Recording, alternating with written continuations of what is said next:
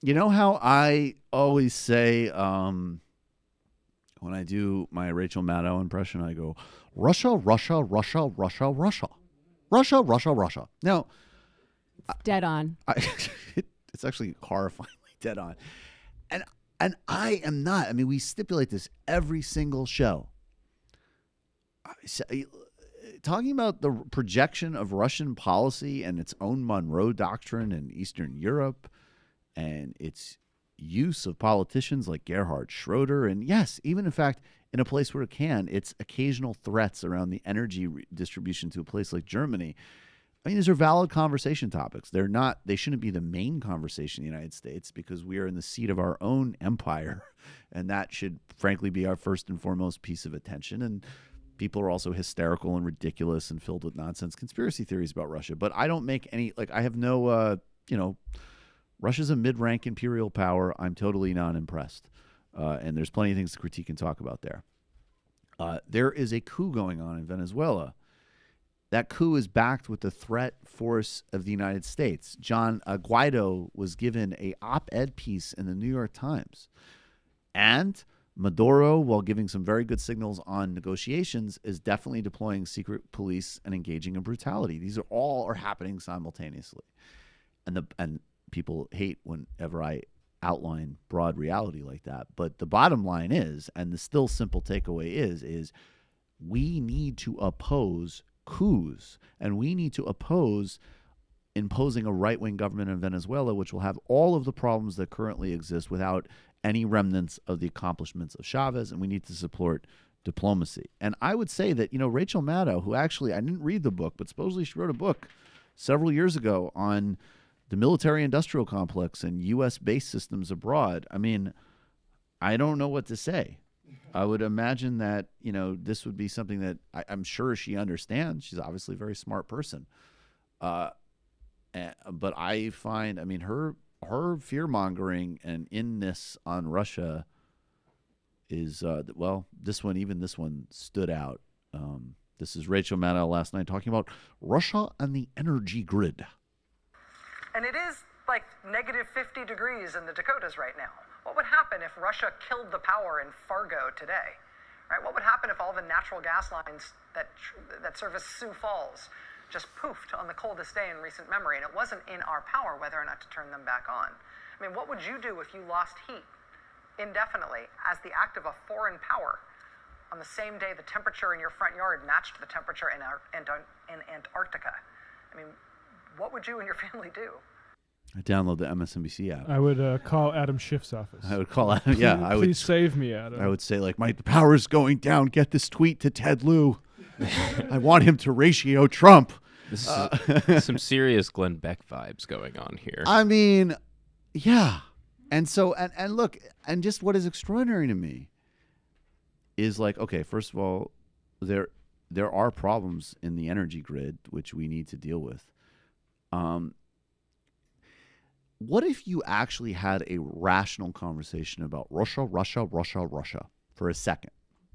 And you said that Russia, just like the United States, is an adversarial power. So, and interferes in other people's domestic affairs and elections in a much smaller degree mostly than we do because they just don't have the capacity to do the amount that we do. But as an example, could Russia, to one of its immediate neighbors, or potentially even to Germany, where it does have a very large part of its natural gas, could it turn off the tap and just a raw exercise of political power? Probably not to Germany. There's too many stakes in that to do that.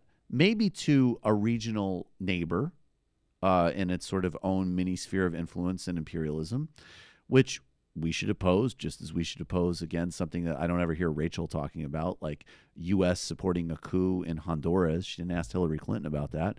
She's not talking about what we're doing in Venezuela, which far exceeds even if all of the conspiracy theories about Russian interference in 2016 are true. And then let's just get real politique for a second.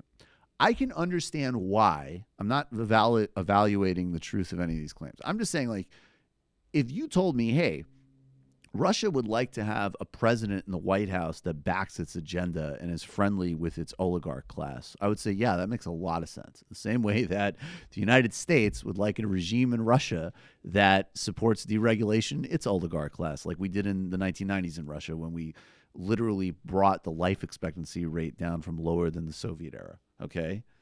That makes sense. Why the fuck would Russia wake up tomorrow and decide in an unbelievably provocative act with another nuclear superpower to just turn off the energy grid to fuck with old people in the Dakotas? What strategic basis would they have for doing that? Now, maybe they are going to say because they don't want us to invade Venezuela.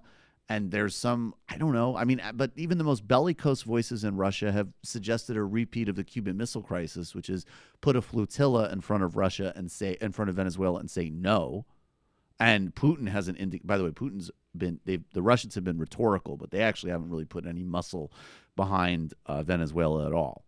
So, like, just even like, again, if you stipulated all the conspiracy theories and you stipulated all of this stuff, why the fuck would Russia do that? I understand why they would steal data. I understand why they would interfere with elections. I understand all of that. Why? Other than just massively pissing off a country that could, by the way, certainly do similar things to them, to say the least. And the payoff would be you by the way, and if Trump's a secret Russian agent, you do it in the Dakotas, you would kill some like MAGA heads most likely. Yeah, you're going to make a lot of MAGA guys turn into resistance. Yeah. Russia. I know. I mean, is that the real conspiracy? Does Rachel Maddow want more MAGA people watching her show? It's the liberal version of QAnon. That's just it really fucking is wild. Like that just doesn't even make that just even within its own universe. No, but you know how like in script writing you talk about QAnon doesn't make sense either. It makes sense in its own universe, totally. The difference, absolutely. The one difference is that QAnon's optimistic. Like we're all going to be saved. This is like around the corner. The pet like paranoia we have is going to get us. Well, they need a lens through which to understand the world, and they don't have Marxism. And they did this, by the way, and there was Russia. a debunked story a couple years ago after Trump got into office about one in Vermont. It was just debunked. That was the thing that people ran with for a couple of days. They took down a power grid in Vermont, and it turned out to be like, it was hacked. It was hacked. It's the Russians. It was like, no, it turned out to be electrical failure because, by the way, America's whole grid, like, is a disaster that we have not invested in decades. That's why we literally have bridges collapsing. So that's another thing to say too about all this Russia stuff. It's like, even if everything is true, what kind of poisoned immune system in the United States is Russia able to exploit?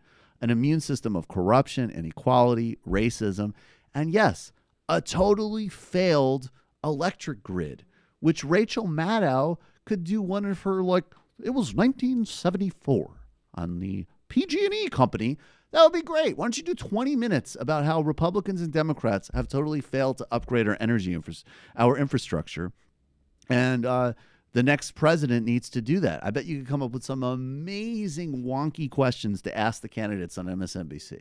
But instead we go to Putin's just sitting there like, well, Trump give me all the meeting notes from his meetings, and the next step is I want to kill people in North Dakota with power grid. Even the conspiracy theories on the right are more inspiring than in the radical center. All right, here's what we're going to do.